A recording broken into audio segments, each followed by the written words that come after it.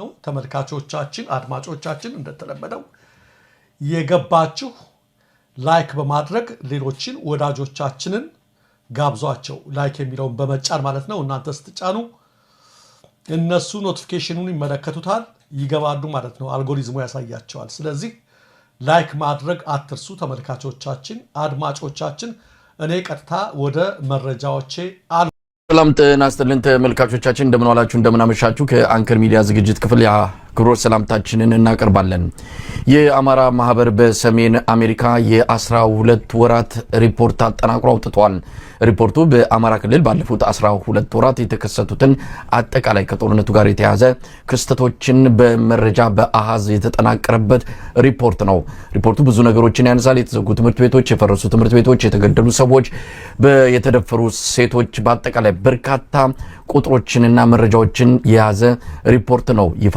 የተደረገው ሪፖርቱ መነሻ በማድረግ ሪፖርቱን ካዘጋጀው ከአማራ ማህበር ሰሜን አሜሪካ የአድቮኬሲ ክፍል ኃላፊ ከሆነ ማንደፍሮ ጋር የምናደርገውን ቆይታ እንድትከታተሉ እንጋብዛለን መልካም ጊዜ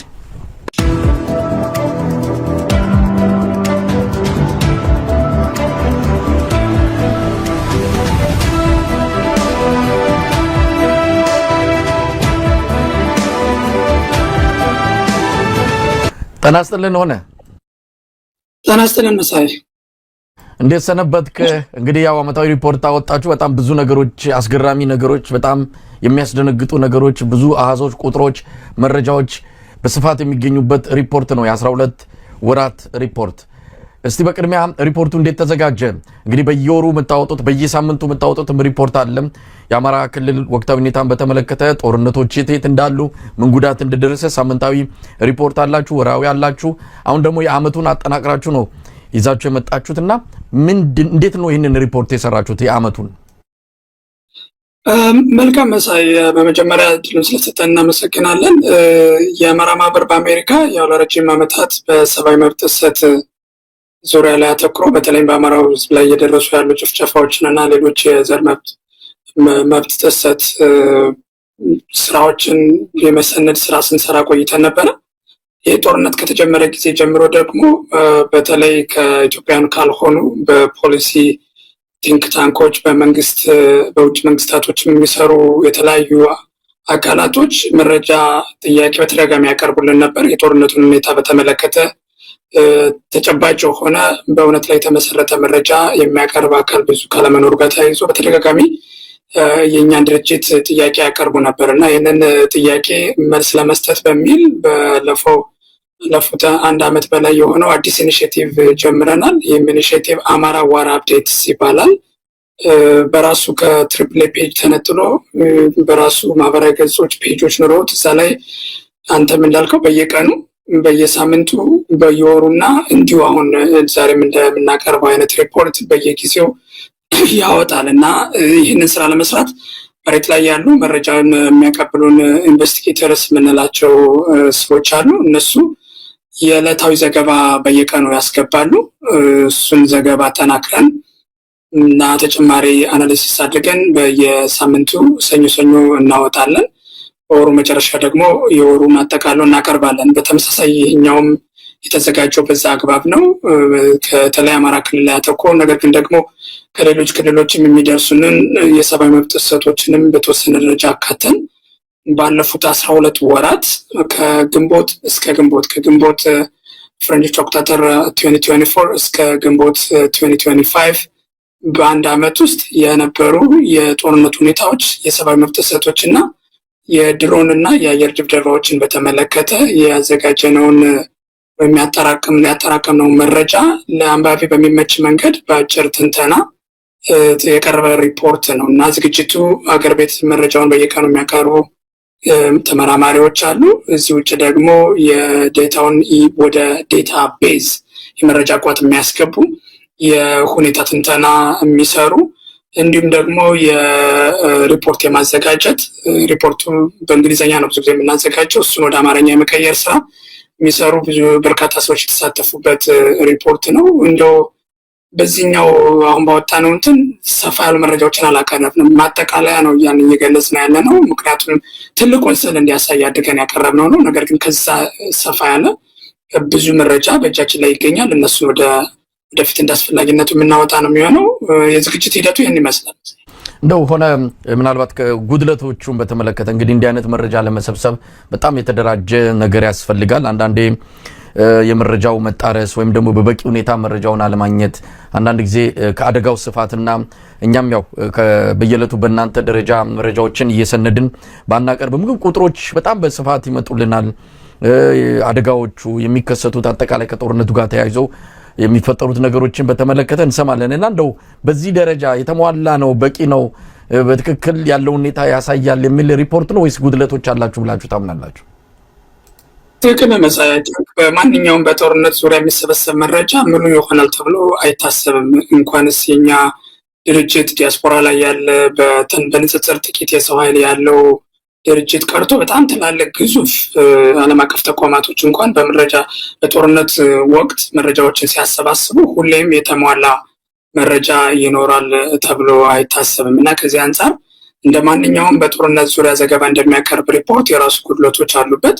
ከዛ በተጨማሪ ግን በእኛ አገር ሁኔታና በእኛ ድርጅታዊ ቁመና ደግሞ ተጨማሪ ክፍተቶች ለምን ሊኖሩ እንደሚችሉ እንገምታለን፣ እናምናለን። ከዚህ አንጻር የሪፖርቱ ዋና ዓላማ ስፋቱና ጥልቀቱ በየቀኑ የሚቀርበውን መረጃ ሰው ጀምሮ ትራክ አድርጎ ምን ያክል ሰፊ ሰው ኃይል እየሞተ እንደሆነ ምን ያክል ሰፊ የሰብአዊ መብት ጥሰት እየተፈጸመ እንደሆነ የመረዳት አጋጣሚ ላይኖር ስለሚችል እሱን ማሳየት ላይ ያተኩረን የሰራነው ነው እንጂ በቁጥር ደረጃ ያቀረብናቸው በጣም አንደር ሪፖርት አድርገናል ብለን ነው የምናስበው። ለዚህ ምክንያቶቹ ደግሞ አንደኛ እንደ ድርጅት ያለን የሰው ኃይል ውስንነት አለበት።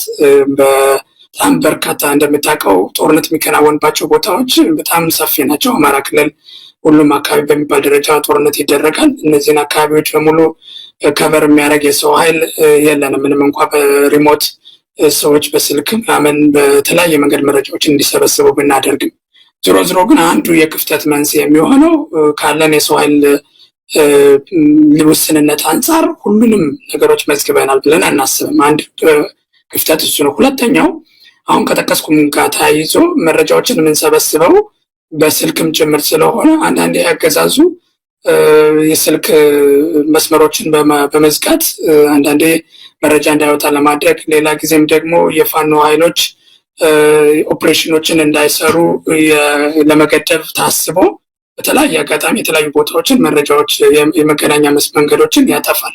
ከዚህ ጋር ተያይዞ በስልክ መረጃ መሰብሰብ የማንችልባቸው ሁኔታዎች ይኖራሉ። ስለዚህ ከዚህ አንጻር በዚህ ሪፖርት የተካተተው በተጨባጭ መሬት ላይ የደረሰው በሙሉ ነው ሳይሆን በእኛ ደረጃ በዚህ ሂደት አልፈን ከነውስንነቱ በመረጃ ያረጋገጥ ነው። በቁጥር ደረጃ በሙሉ እምነት ልናቀርበው የምንችል የኛ በዓለም አቀፍ ደረጃም የካዡዋሊቲ ሪከርደርስ ኔትወርክ የሚባል አለ። ተመሳሳይ ስራዎችን የሚሰሩ በጦርነት ምክንያት የደረሱ ጉዳቶችን የሚመዘግቡ ድርጅቶች አባል የሆኑበት ሰፊ ኔትወርክ አለ። በዛ ኔትወርክ ስታንዳርድ መሰረት የዛ ኔትወርክ ስታንዳርድ የሚጠይቀው መረጃውን ታማኝነት ከማድረግ አንጻር ቬሪፋይ የሚረጋገጥ ከማድረግ አንጻር እንዲሁም ደግሞ የመረጃ ጥራቱ በስም በማንነት ተጎጂዎች በመለየት በሚያስችለው ሁኔታ መቅረብ ስላለበት ይህንን ስታንዳርድ በሚያሟላ መንገድ አጣርተን ያቀረብነውን ነው እዚህ ጋር ያካተት ነው እንጂ በየኛ ድርጅት ግምገማ የደረሰው የሰብአዊ መብት ጥሰት የተፈጸሙ የነበሩ ውጊያዎችን ጨምሮ ከሪፖርት ካደረግነው የበለጠ እንደሆነ እምነት አለን። ከዚህ አንጻር ሰዎች ሪፖርቱን ማየት ያለባቸው አንደኛ ጥልቀቱን ለመረዳት እንደመነሻ፣ ሁለተኛ ደግሞ እነዚህ ክፍተቶች በጊዜ ሂደት ወደፊት ሲሻሻሉ ሙሉ ሊሆን እንደሚችል፣ ለጊዜው ግን እየደረሰ ያለውን ሰፊ ውድመት ለማሳያ እንዲሆን ታስቦ የተዘጋጀ ሪፖርት እንደሆነ እንዲገነዘቡ እንፈልጋለን በእኛ በኩል። አሁን እንግዲህ ወደ ሪፖርት ዋና ዋና ክፍሎች እንምጣ። እስቲ ምንድናቸው የሪፖርቱ ግኝቶች? ምን ነገሮችን አሳዩን? ከተለያዩ ነገሮች አንጻር ሪፖርቱ የያዛቸውን ዋና ዋና ነገሮች ብታካፍለን። መልካም። ሪፖርቱ እንግዲህ በዋናነት በሶስት ጉዳዮች ላይ ያተኩራል። አራተኛ የምንለው አለ፣ ግን እሱ በዚህ አንተም ጋር ከዚህ በፊት ውይይት ያደረግንበት የትምህርት ቤቶች እና አጠቃላይ የትምህርት ስርዓቱ መውደም ነው። እሱ አንድ አራተኛ ልንቆጥረው እንችላለን። ግን በዋናነት እዚህ ማጠቃለያ ላይ ያካተትናቸው 3 አይነት ጉዳዮችን ነው። አንደኛው የውጊያ ሁኔታዎችን ነው። ቅድምም እንዳልኩት በተለይ ዓለም አቀፍ ሚዲያዎች ያን ያህል ትኩረት ካለመስጠታቸው ጋር ተያይዞ እየተደረጉ ያሉ ውጊያዎች የሚገባቸውን ያክል ትኩረት አላገኙም እና በእኛ ሪፖርት እንዳስቀመጥ ነው ባለፈው 1 ዓመት በ172 ወረዳዎች በ25 ዞኖች ውስጥ ወደ 2218 ውጊያዎችን መዝግበናል። እነዚህ እንግዲህ አንዱ አካል ሄዶ ኢኒሼት አድርጎት ለረጅም ጊዜ የሚደረጉ የውጊያዎችን ነው ውጊያ የምንላቸው። በዚህ አግባብ ወደ 2218 ውጊያዎችን መዝግበናል። በእነዚህ ሂደት ውስጥ የሞቱ ታጣቂ ኃይሎችን ቁጥርም ሪፖርቱ ያሳያል። በዚህ መሰረት በአገዛዙ ሰራዊት ውስጥ ወደ 31000 የሚጠጋ በ30683 የሚሆኑ የአገዛዙ ተዋጊዎች ሞተዋል። በፋኖ በኩል ደግሞ 800 የሚሆኑ ተዋጊዎች ጉዳት ደርሶባቸዋል ወይም ሞተዋል ብለን ሪፖርቱ ያሳያል። ይሄ እንግዲህ በቁጥርም ደረጃ እንደምታየው ከፍተኛ የሆነ የአገዛዙ ሰራዊት በብዛት እየሞተ እንደሆነ ያሳያል። እነሱን ምክንያቶቹን በሪፖርቱ አንስተናል። በኋላም ልንመጣበት እንችላለን የቁጥሩን ኢምባላንስ ለምን እንደሆነ። ነገር ግን ውጊያዎቹን ዲስትሪቢዩሽን ስናይ የት አካባቢ ነው በስፋት ተደጋጋሚ ውጊያዎች እየተደረጉ ያለውን የሚለውን በዞን ሃይራርኪ ያስቀምጠናል። ቁጥሩን መሰረት አድርገን ከፍተኛ ውጊያ እየተደረገባቸው ያሉ አካባቢዎች የትኞቹ ናቸው ብለን አሳይተናል እና ከውጊያ ደረጃ በእኛ በያዝነው ዴታ ምስራቅ ጎጃም ከፍተኛ ውጊያ የተደረገበት ሲሆን ከዛ ቀጥሎ ደቡብ ጎንደር፣ ከዛ ማዕከላዊ ጎንደር፣ ከዛ ምዕራብ ጎጃም እያለ ይቀጥላል። ወደ 10 የሚሆኑትን አትሊስት እናሳያለን እና ከዚህ አንጻር ከፍተኛ ውጊያ የተደረገባቸው አካባቢዎች እነዚህ ናቸው። ብዙ የተዋጊ ከመሞት አንጻር ደግሞ ከፍተኛውን የአገዛዙ ሰራዊት በብዛት ያለቀባቸው አካባቢዎች ማዕከላዊ ጎንደር በአንደኛ ደረጃ ሲሆን ደቡብ ጎንደር ሁለተኛ ነው፣ ምዕራብ ጎንደር፣ ከዛ ምስራቅ ጎጃም እያለ ይቀጥላል። ስለዚህ ጠቅለል ስናደርገው አንዱ ነገር የት አካባቢ ነው ውጊያዎች በተደጋጋሚ እየተደረጉ ያሉት የሚለውን ያሳያል። በቁጥር ደረጃ ደግሞ ምን ያክል ከአገዛዙም ከፋኖ በኩልም የሞተው ኃይል ምን ያክል ነው የሚያረጋግጥ ነው የሚለውን በቁጥር ያሳያል። ይሄ የሪፖርቱ አንድ ክፍል ነው። ሁለተኛው ክፍል የሰብአዊ መብት ጥሰት ነው። የሰብአዊ መብት ጥሰት ስንል እንግዲህ ተዋጊ ያልሆኑ ያልታጠቁ ንጹሃን ዜጎች በብዛት በአገዛዙ ሰራዊቶች የተጨፈጨፉበት፣ የታሰሩበት፣ የተጠለፉበት፣ ጾታዊ ጥቃት የደረሰበትን እነዚህን ጨምሮ በርካታ የንብረት ውድመቶች አሉ። እነሱን ሪፖርቱ በቁጥር አልበየናቸውም፣ ግን በስፋት የተመዘገቡ ሰፊ የሆኑ በርካታ መልክ ያላቸው የሰብአዊ መብት ጥሰቶች መፈጸማቸውን ያሳያል ሪፖርቱ። እንደው በቁጥር የተወሰኑትን ለመጥቀስ ያክል በዚህ ባለፈው 1 ዓመት ብቻ እንግዲህ ከግንቦት እስከ ግንቦት ነው መግቢያችን ላይ እንዳልነው ይሄ ሪፖርት የሚሸፍነው። በዚህ 1 ዓመት ብቻ ወደ 3491 ንጹሃን ዜጎች ጉዳት ደርሶባቸዋል። ከነዚህ ውስጥ 2654ቱ ተገድለዋል። ወደ 837 የሚሆኑት ደግሞ ጉዳት ደርሶባቸዋል፣ ቆስለዋል ማለት ነው። ይህንን ስናየው በብዛት ብዙ በርካታ ሰዎች ንጹሃን ዜጎች የተገደሉት የት ነው የሚለውን ስናይ እንግዲህ ማዕከላዊ ጎንደር፣ ደቡብ ጎንደር፣ ምዕራብ ጎንደር፣ ምስራቅ ጎጃም፣ ሰሜን ጎንደር፣ ምዕራብ ጎጃም እያለ ወደ ታች ይሄዳል እና በተጨማሪም ቅድም መግቢያ ላይ እንዳልኩት አንዳንድ በአገዛዙ ሰራዊት ፋኖን ትደግፋላችሁ በሚል የተገደሉ ሰዎች በኦሮሞ ክልልን ጨምሮ የመዘገብናቸው አሉ። ግን ሪፖርቱ ሙሉ በሙሉ በሚባል ደረጃ ትኩረቱን ያደረገው አማራ ክልል ላይ ነው። እነዚህ በተለያየ መንገድ መረጃዎችን ስላጣራናቸው ለማካተት ታሳቢ አድርገን ያካተትናቸው ናቸው እንጂ ሌሎች አካባቢዎች የደረሱትን ጥቃቶች እንዲሁ በዋናነት አተኩረን አልመዘገብነውም። ያም ሆኖ ግን በተደጋጋሚ ከአማራ ክልል ውጭም ለፋኖ መረጃ ትሰጣላችሁ፣ ለፋኖ ታግዛላችሁ በሚል በርካታ ንጹሃን አማራዎች መገደላቸውን ሪፖርቱ ያሳያል። ከግድያ በተጨማሪ ባለፈው 1 ዓመት የተለያዩ ሌሎች የሰብአዊ መብት ጥሰቶችንም ተመዝግበዋል። ለምሳሌ የጠለፋን ብናይ በጣም በከፍተኛ ሁኔታ በአገዛዙ ሰዎች ተጠልፈው ደብዛቸው የጠፉ ሰዎችን የፋኖ ቤተሰብ አባላትን ጨምሮ ሪፖርቱ መዝግቧል እና ወደ 2410 የሚሆኑ ሰዎች በአገዛዙ ኃይሎች ተጠልፈው የት እንዳሉ ሳይታወቁ የቀሩበት ሁኔታ አለ። 4130 የሚሆኑ ሰዎች ደግሞ ያለምንም ምክንያት ታስረዋል በአገዛዙ እና እስር በርካታ ወደ ደቡብ ጎንደር አካባቢ በስፋት የተመዘገበ ሲሆን ጠለፋ ደግሞ ሰሜን ሸዋ አካባቢ በተደጋጋሚ የተመዘገበ መሆኑን የያዝነው መረጃ ያሳያል።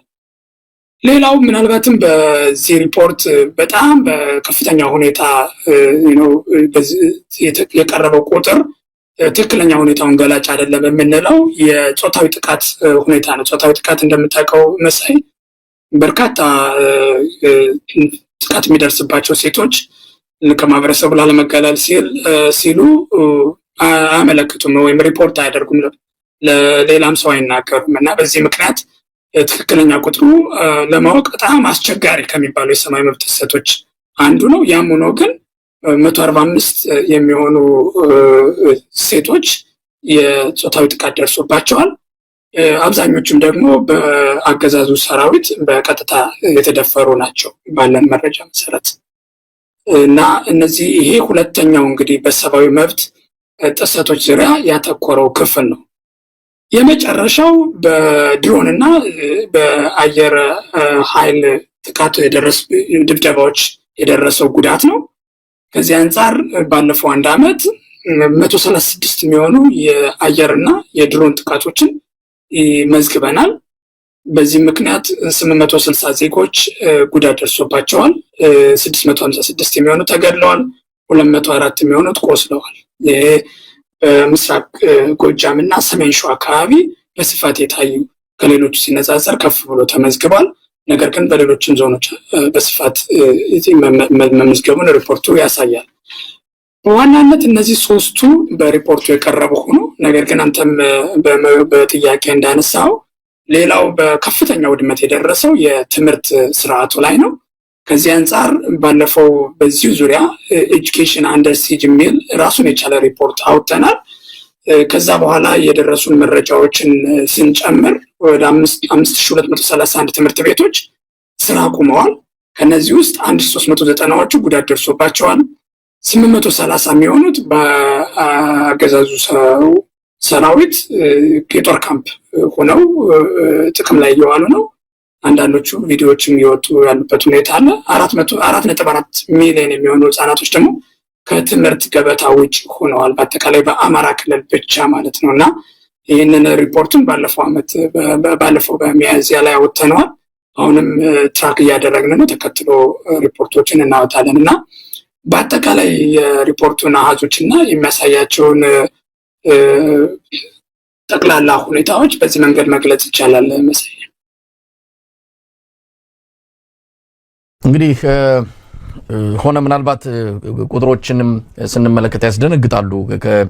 አጠቃላይ በአመት ውስጥ የአብይ አህመድ ወታደሮች የተገደሉት ቁጥር 31,000 በአንጻሩ የፋኖ ደግሞ 1,000 እንኳን የማይሞላበት ሁኔታ ለምን እንደሆነ እንግዲህ ራሱ የውጊያው ስልት አጠቃላይ ሁኔታ ምናልባትም ከተልእኮም አንጻር የጦርነቱ ምክንያት አንድን ሰራዊት ተሸናፊም በዚህ ደረጃ በከፍተኛ ቁጥር ኪሳራ እንዲደርስበት ከሚያደርጉ ዋነኛ ምክንያቱ የጦርነቱ ተልእኮ ነው። ለምንድን ነው የሚዋጋው የሚለው ነው። የሚዋጋው ማህበረሰብ ምክንያት ካለው የሚከፍለው መስዋዕትነት ምንም ከቁጥርም ላይ ገባ ይችላል። የሚመርጠውም የውጊያ ስልት ሊሆን ይችላል። እሱን ዝርዝር ውስጥ ልንገባ አንችልም። ግን ቁጥሩ አስደንጋጭ ነው። ሁለቱም የኢትዮጵያ ልጆች ናቸው። በዚህም በዛም የሚሞቱት በተለይ የአብይ አህመድ ወታደሮች ምክንያት የሌለው የአንድን ግለሰብ ስልጣን ለማራዘም ብሎ አንድን ማህበረሰብ የአማራ ማህበረሰብ በዚህ ደረጃ ባህሉን፣ ታሪኩን፣ ሁለመናውን ህልውናውን አጠፋለሁ ብሎ የመጣበት ሁኔታ በእውነት ከተልእኮ አንጻር እንኳን የሚገናኝ አይደለም። አራምባና ቆቦ ሰማይና ምድር ነው። ስለዚህ ይሄ ቁጥር መራራቁ 31,000 የአብይ አህመድ ወታደሮች መሞታቸው ቁጥር አይደለም፣ የሰው ልጅ ነው። እነዚህ ወላጆች አሏቸው ወይም ደግሞ የሆኑ ልጆች አባቶች ናቸው። ወላጆች አይነገራቸው። በኢትዮጵያ እንኳን አሁን አይደለም የትግራይ የ2 ዓመት ጦርነትም የሞቱት ኢትዮጵያ ለወላጆቻቸው ለቤተሰቦቻቸው አልተነገረም። ወላጆች ሀዘኑን በእርማቸውን እንኳን ሳይወጡ ነው የተቀመጡትና የወጣው ዳታ ከቁጥር ባሻገር ሰው ስለሆነ ያለው ከጀርባው ብዙ የሚያሳዝኑ ነገሮች አሉበት።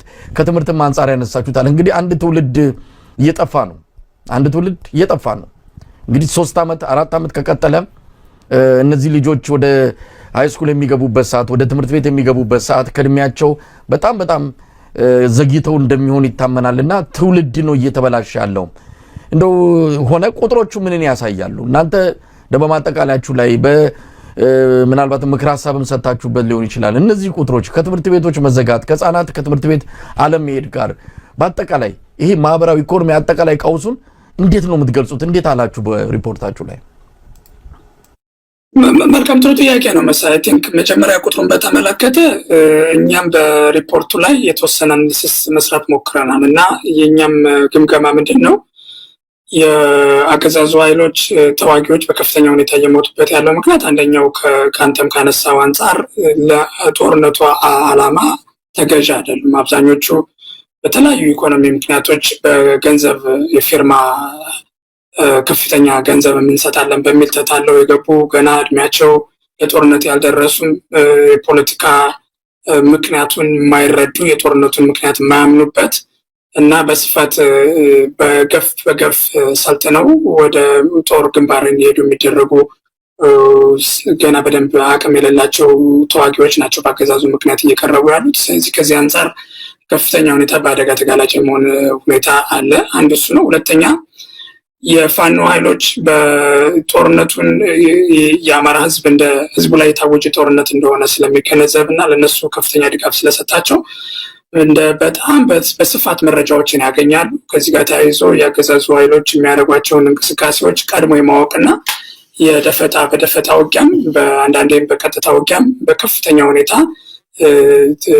ሰርፕራይዝ ወይም ድንገተኛ ጥቃት በመክፈት ከፍተኛ የሆነ ጉዳት ያደርሱባቸዋል። ይህንን በተደጋጋሚ በየሳምንቱ በምናወጣቸው ሪፖርቶች ያሳየነው ጉዳይ ነው። አንዱ ምክንያት ይሄ ነው። በተለይ የፋኖ ኃይሎች አካባቢውን ከማወቃቸው አንጻር በቦታቸው ባደጉበት አካባቢ በቀጠናቸው የሚዋጉ ከመሆናቸው አንጻር ጂኦግራፊውን በደንብ ማወቃቸው እና የአገዛዙ ሰራዊቶች ደግሞ ለአካባቢው አዲስ ከመሆናቸው ህብረተሰቡ ጋር ያላቸው ግንኙነት የሻከረ ከመሆኑ ጋር ተያይዞ መረጃን በፋኖዎች በቀላሉ በማግኘት በደፈጣ ውጊያ በከፍተኛ ሁኔታ ጉዳት ማድረሳቸው አንዱ ምክንያት ነው።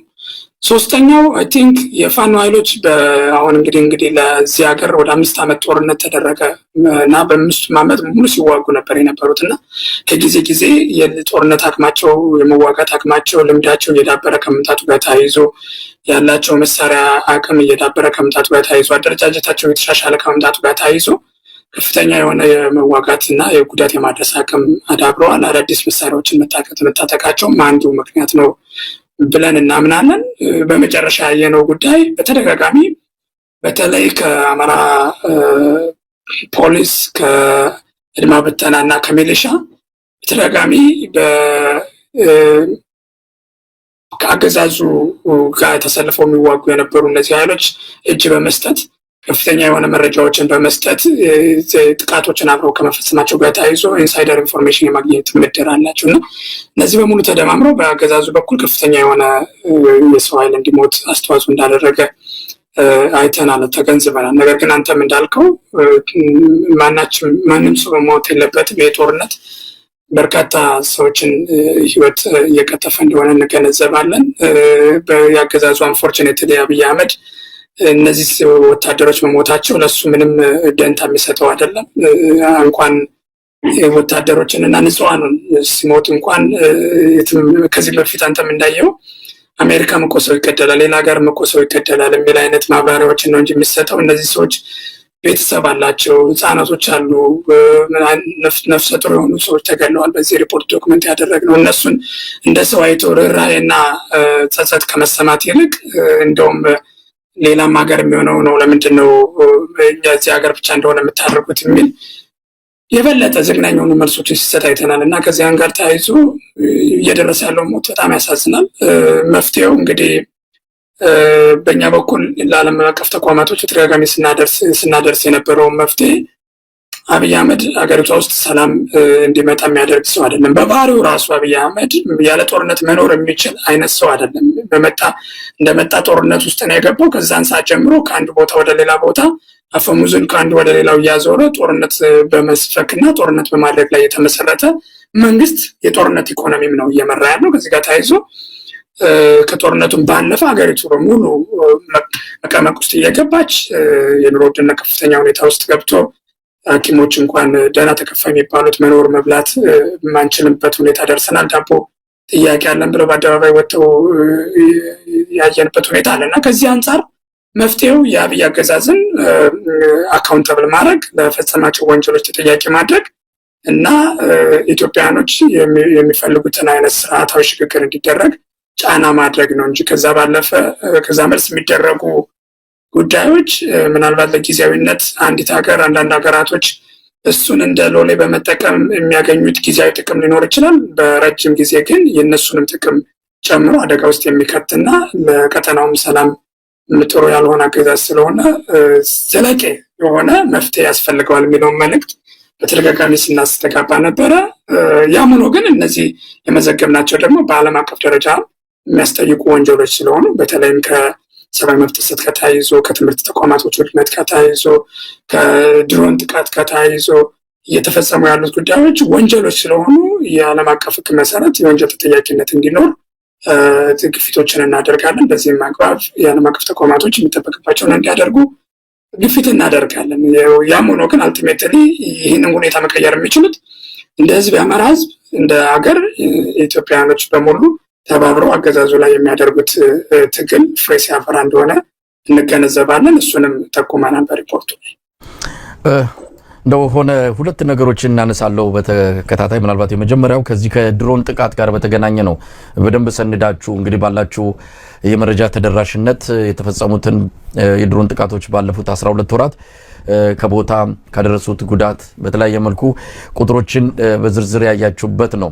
በአንጻሩ የኢትዮጵያ የሰብአዊ መብት ኮሚሽን ኢሰመኮ በቅርቡ በሰጠው መግለጫ በአዲሱ ዳይሬክተር በአቶ ብርሃኑ አዴሎ አማካኝነት የድሮን ጥቃት መፈጸሙን አጠራጣሪ ሲል ነው የገለጸው። የሆኑ አርሶ አደሮች የምትበር ነገር ሰማን ይላሉ እንጂ በትክክል የድሮን ጥቃት ስለመሆኑ ማረጋገጫ አላገኘንም የሚል በጣም እውነት ለመናገር አሳፋሪ ሪፖርት ነው የቀረበው። ምክንያቱም የራሱ የኢትዮጵያ የሰብአዊ መብት ኮሚሽን በቀደመው ሪፖርቱ በርካታ የድሮን ጥቃት መፈጸማቸውን አመላክቷል። ስለዚህ የገዛ ሪፖርቱንም የሚያጣፋ ነገር ነው ያቀረቡትና እንደው ይሄንንስ እንዴት ማየት ይቻላል? እናንተ በአሃዝ በቁጥር በቦታ በብዙ ነገር አስደግፋችሁን ያቀረባችሁት ነገር ግን አጠራጣሪ ነው ሲል ነው የገለጸው የኢትዮጵያ የሰብአዊ መብት ኮሚሽን በብርሃኑ አዴሎ የሚመራው። እኛ በእኛ ግምገማ የኢትዮጵያ ሰብአዊ መብት ኮሚሽን ያለውን ታማኝነት ሉዝ አድርጓል። ኢንፋክት ይህን ስንል የነበረው ከመጀመሪያ ኢቨን እንደ ግለሰብ የተከበረ ስብዕና ያለው ዶክተር ዳንኤል በነበረበት ጊዜ ጨምሮ ነው።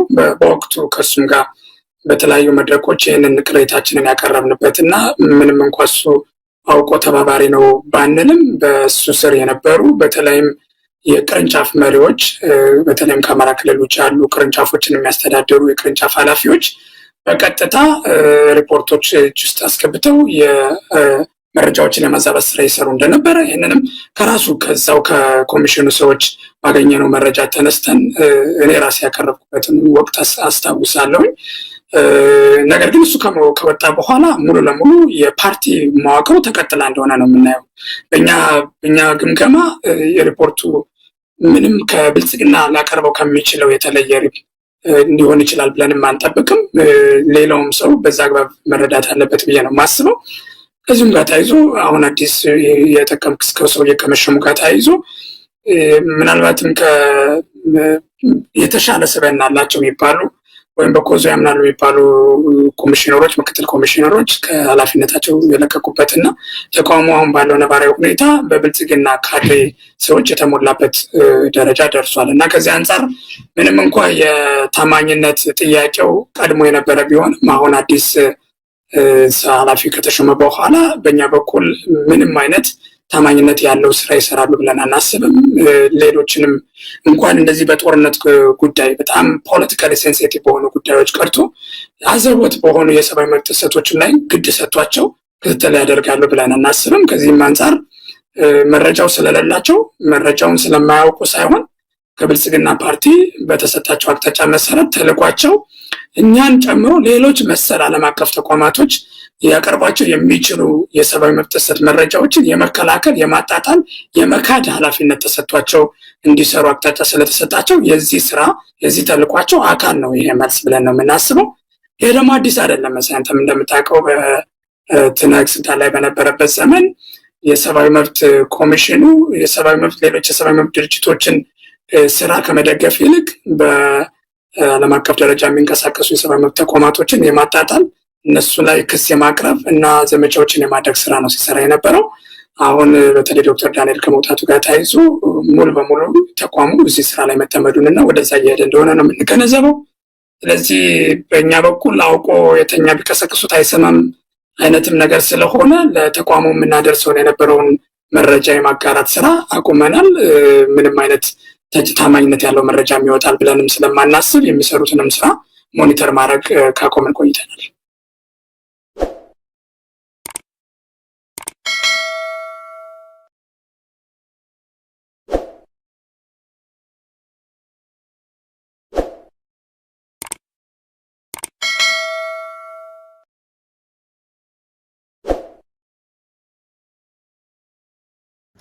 አሰላሙ አለይኩም ወራህመቱላሂ ወበረካቱ።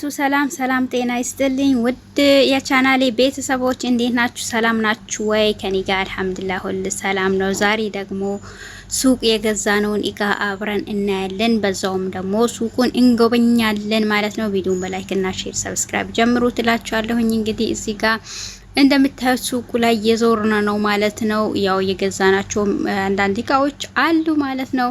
ለኢትዮጵያ የሆኑ ደላ ናቸው ማለት ነው። ይፍ ናቸው ከ30 ነበሩ ከ19 ምናምን የሆኑ 70 ነበሩ። በጣም ቀንሷል ማለት ነው። ሩድ ያላቸው ነው። ምርጥ ደላዎች ለኢትዮጵያ የሚጠቅሙ እንግዲህ ፌርሙዞች ናቸው ማለት ነው። በጣም አሪፍ። ይሄ ደግሞ ሻይ አረቦች የሚያፈሉበት ማንቆርቆሪያ በጣም ለኛ ኢትዮጵያ ይጠቅማል። በጣም አሪፍ ጠንካራ ማንቆርቆሪያ ነው ማለት ነው። ሻይ እዚህ ጋር ክሊኒክሱ ብርጭቆቹ ምናምኖቹ አሉ። ያው እንደምፈልጉ አይነቶች በደረጃው ነው ያለው ማለት ነው። በጣም አሪፍ ነው። ለኢትዮጵያ ደግሞ በጣም የሚጠቅሙ ቆንጆ እቃዎች እና ቆንጆ አልባሳት ያለበት እኔ እና እህቴ ኢትዮጵያ ስንሄድ በዚህ ቦታ ገዝተን ነው ወደ ኢትዮጵያም ካርጎ የምናረገው ማለት ነው። በጣም አሪፍና ቆንጆ ጫማዎች የልጆች የአዋቂዎች እናም ደግሞ እንዲሁም ልብሶች ለህፃናቶቹ የሚያማምሩ ልብሶች ያሏቸው ናቸው። ስሙ ደግሞ ራምዝ ይባላል ማለት ነው።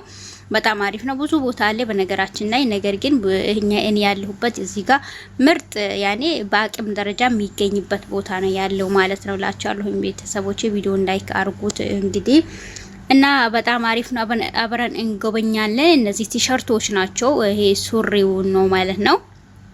ታይት አለ፣ ሱሪ አለ፣ በሚፈልጉት መጠን አለ። በነገራችን ላይ ደግሞ ልብሱ ደግሞ ጠንካራ በጣም አሪፍ ጠንካራ ልብስ ነው። ለልጆች የሚሆን የሰላት ልብስ ማለት ነው። በጣም አሪፍ ለልጆቻችሁ በጣም አሪፍ ነው። አባያ አለ ማለት ነው። ደምዘዝ ብሎብኝ ነው እና በጣም አሪፍ ቆንጆ ምርጥ ልብሶች አልባሳቶች በተለይ የልጆቹ ነው ወደቸው አያምሩ? ይዋችሁ ወላሂ በጣም የሚያምሩ ቆንጆ አሪፍ ናቸው። ጫማው ራሱ በጣም አሪፍ ጠንካራ እድሜ ያለው ጫማ ነው ያላቸው ማለት ነው።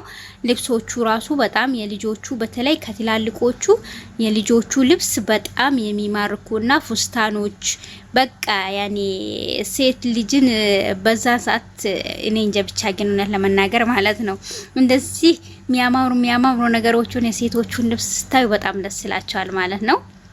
እንግዲህ የጡት ማሳጃ ነው የአዋቂዎች ማለት ነው። እኔ እንደውም የወደድኩት የህፃናቶች የልጆች ናቸው። የአዋቂዎቹ ቢጃማዎቹ ሁሉ ነገሮች አሉ የሚያምሩ ናቸው ማለት ነው። በጣም አሪፍ ናቸው፣ ቆንጆ ናቸው። እኔ ወድጃቸዋለሁኝ። እነዚህም ለሰላት የሚሆኑ የአዋቂዎች ልብሶች ናቸው ማለት ነው።